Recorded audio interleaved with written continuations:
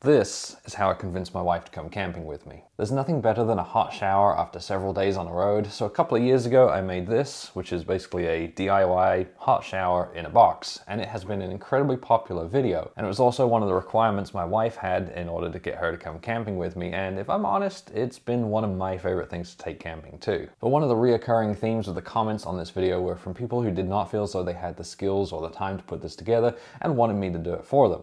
Thankfully, now there is a solution, and it is this from Joolca.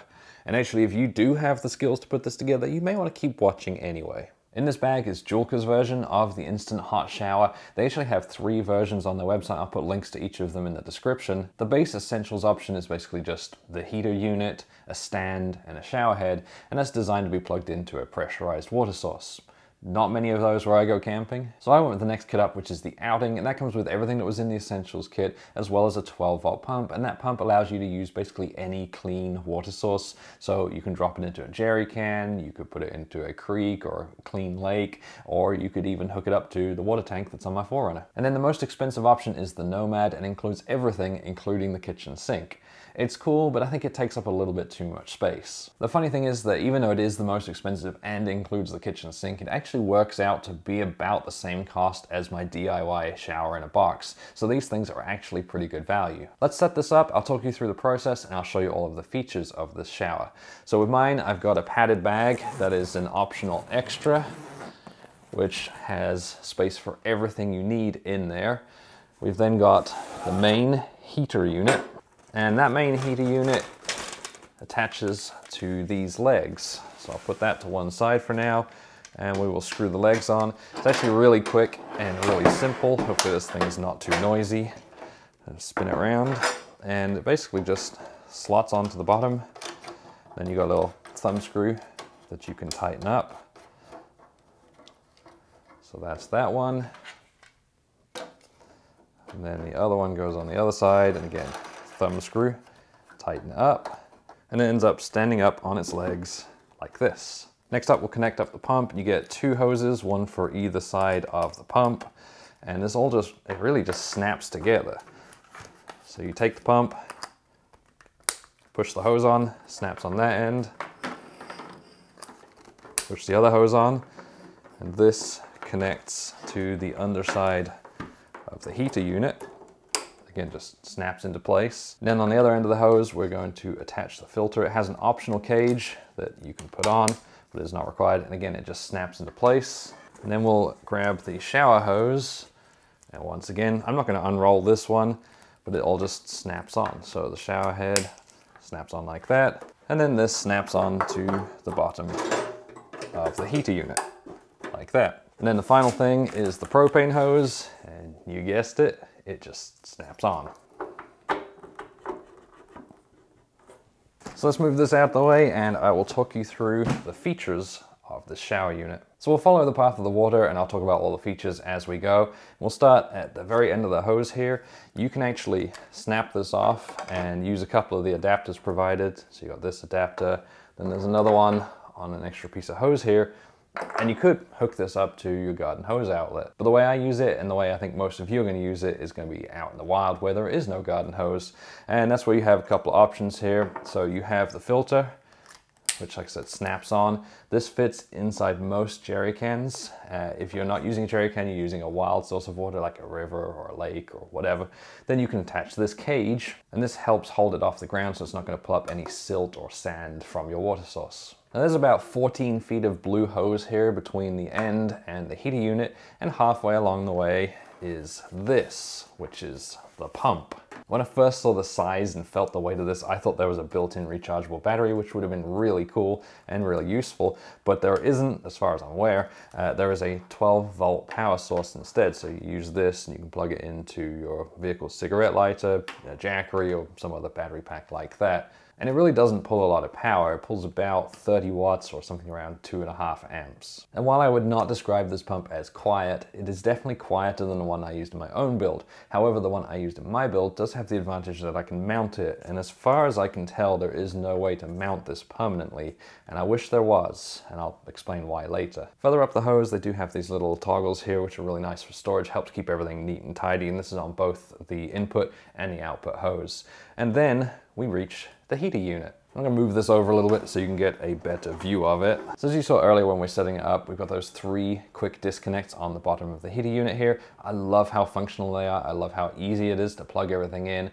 I don't like that they're plastic. That was one of the first things I got rid of on my own shower unit when I put it together, and I put in my own metal fittings here. And one of the things that concerns me is that when this is in the case, those are things that stick out and they could be a little bit vulnerable even though the case is padded. I do really like the quick disconnect for the propane on here. That's one big advantage this one has over mine. And this one, like mine, has a built-in regulator that is designed to go to a 20-pound propane tank. On the front here, we've got 2 controls and a little display screen.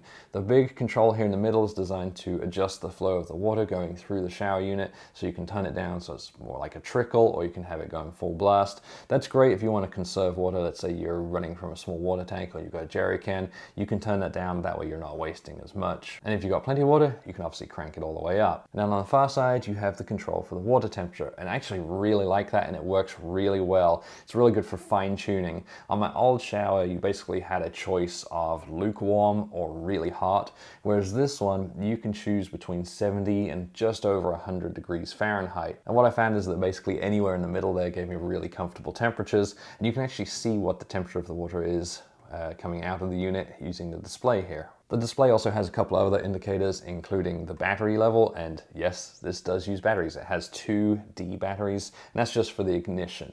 What I found based on my last one is that the batteries last forever, but it's nice to have that little warning on there, that way you know when you need to go replace them. So let's push this back out of the way, and we will talk about the shower head.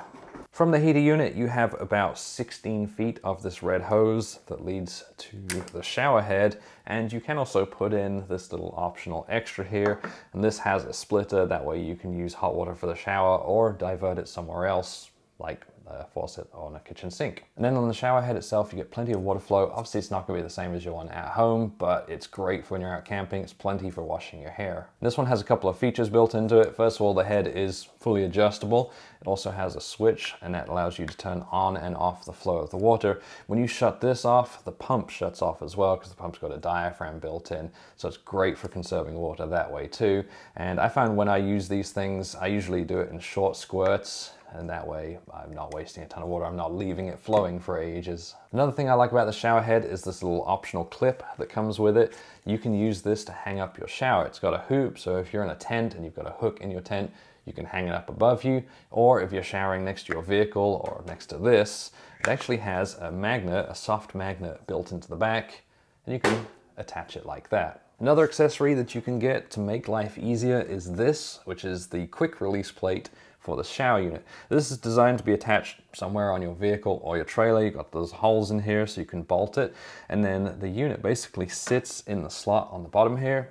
You lift the top up, this clamps down on it, and these bungees hold it in place. Obviously, being quick release, that means you can leave this somewhere on your vehicle or your trailer, maybe on a swing out tire carrier, and then when you get to camp, you get this out the bag, you slot it in, and it's ready to use. But I actually plan on permanently mounting this in my new truck, which hopefully I'm gonna be picking up soon. I wanna get a cap, have a water tank in the back there, permanently mount this above the water tank, and then from the water tank, I'll use the pump, use this little splitter here. One part of it will go off to the shower unit, and then the other one will go off to where I can get some drinking water that is not hot. And I may even use the faucet that Joolca offer. And that's why I wish that this pump could be permanently mounted in some way, but I don't think it'd be too much of a problem. I could probably just use some quick fists to hold it in place. So which is better, my shower in a box or Joolca's quick setup shower?